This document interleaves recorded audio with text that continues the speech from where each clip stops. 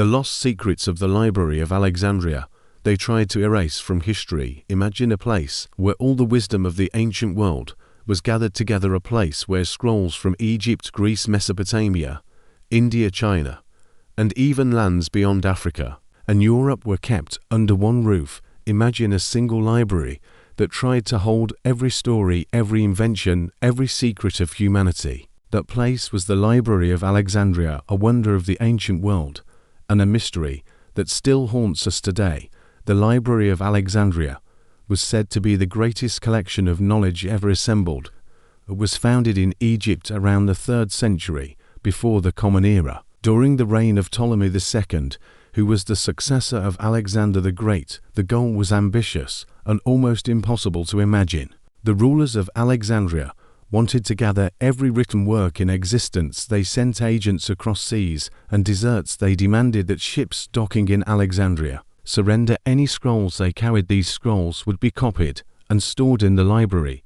The originals often never returned. This meant that over time, the library grew to a vast treasure house containing hundreds of thousands of scrolls, covering philosophy, astronomy, mathematics, medicine, history, poetry, religion, and science. Think about what that means for a moment. Imagine if texts that are now lost to us forever were sitting on those shelves. Think about the possibility of ancient civilizations recording advanced medical practices, ways of harnessing energy, knowledge of the stars, even perhaps forgotten technologies. If so much of that knowledge had been preserved, what kind of world would we be living in today? Would we have cured diseases centuries earlier? Would we have had space travel in the Middle Ages? Would humanity be centuries ahead of where we are now? The tragedy of the Library of Alexandria is that it was not destroyed in a single day by a single fire, as the myth often suggests. Instead, it suffered multiple waves of destruction over centuries.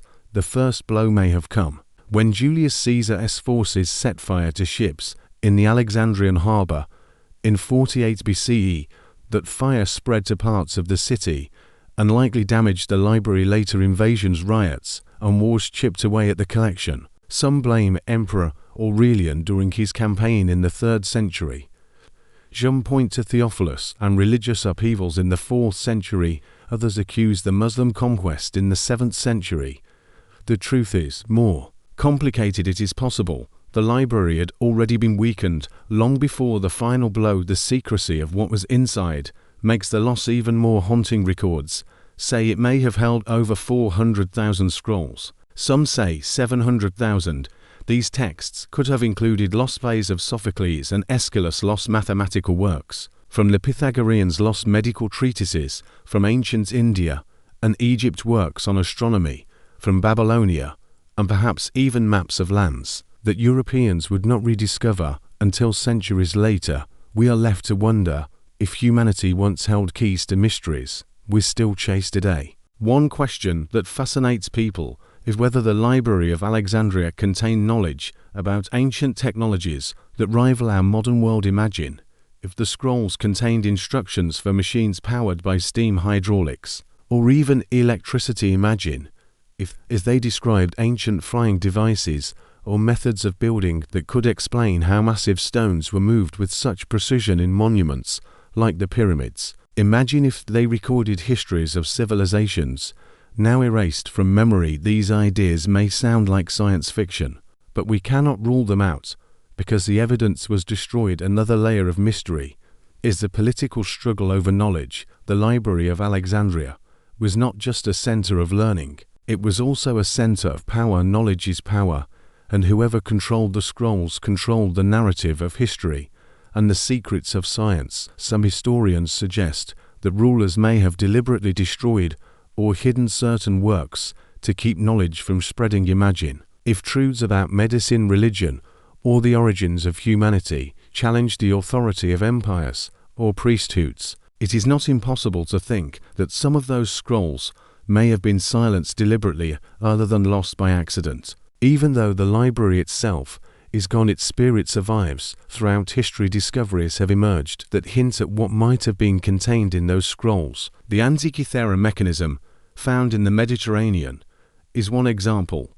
It is a device over 2,000 years old, often called the world's first computer. It could track the movement of the stars and predict eclipses. If one device like this survived, what else could have been described in the texts that did not? What machines or scientific theories may have been written down in the library centuries before modern science rediscovered them?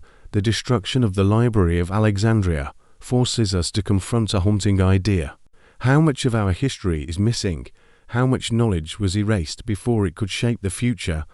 It makes us look at history from not as a straight line, but as a series of rises and falls, peaks of knowledge followed by dark ages of forgetting.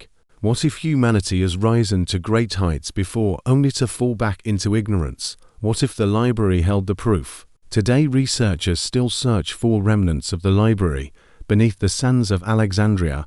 Some believe fragments of scrolls or hidden chambers may still be uncovered. If even 1% of that knowledge survived, it could change everything.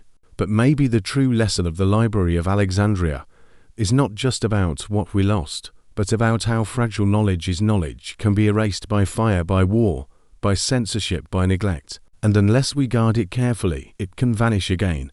So the story of the Library of Alexandria is not just a tragedy from the past, it is a warning for the future. What are we doing today to preserve knowledge in our digital age? We think we are safe because of technology, but what happens if data is corrupted, if systems collapse, or if censorship grows stronger? Could we be facing another Alexandria without even knowing it? When you think about the library, help but feel both awe and sorrow, or for the ambition of gathering all human knowledge into one place. Sorrow at the thought that so much of it is gone forever. Yet its memory inspires us to keep searching, to keep questioning, to protect knowledge, and to pass it on. Because in the end, knowledge is not just power, knowledge is survival.